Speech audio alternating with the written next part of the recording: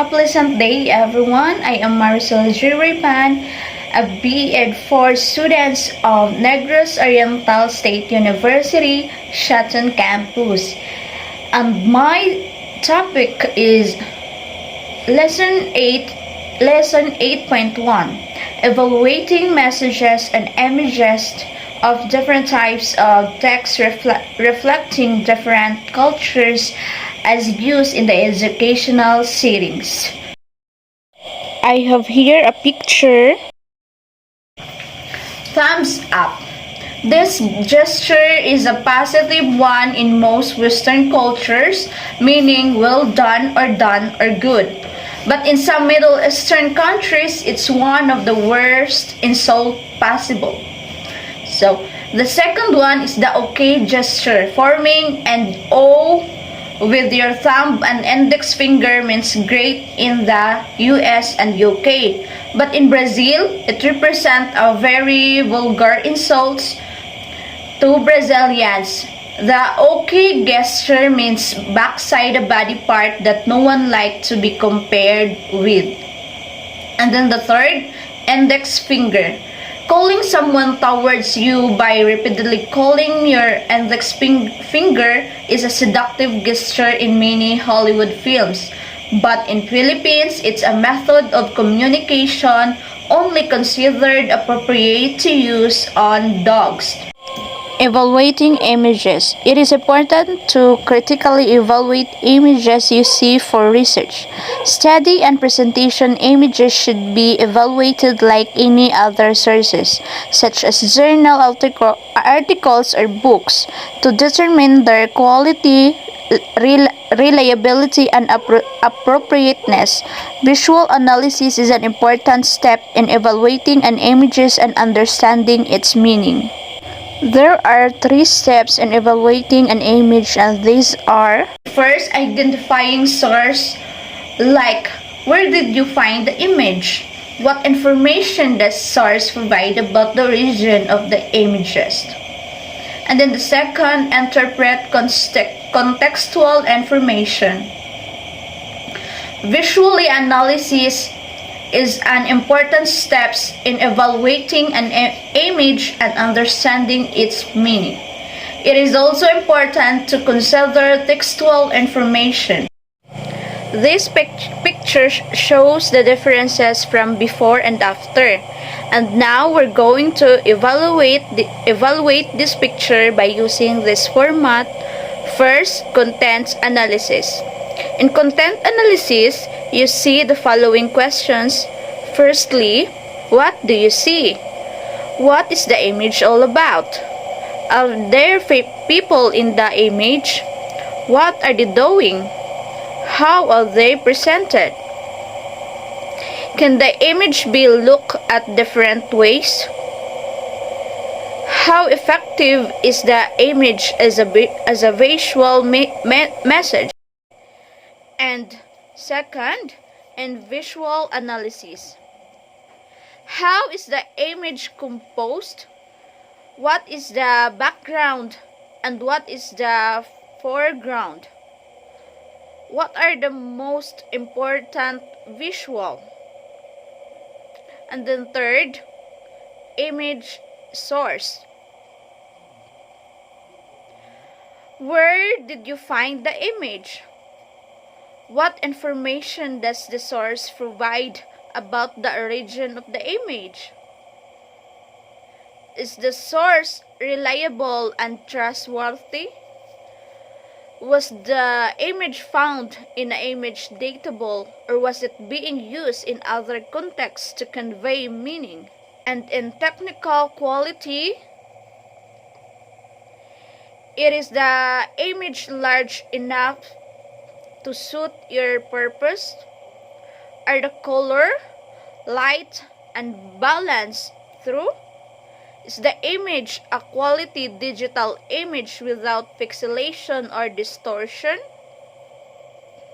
And in contextual info, what information accompanies the image? Does the text change how you see the image and how? Is the textual information intended to be factual, inform, or it intended to influence what you have seen? What kind of context does the information provide?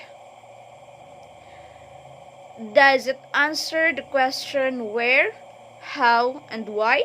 To evaluate message and images of different types of text reflecting different culture, the following should do. First, understand how the specified culture live. Second, how the people in the specified group communicate each other. Third, learn the symbolism of their culture. Fourth, be aware in every detail such as artifacts, languages, and symbolism.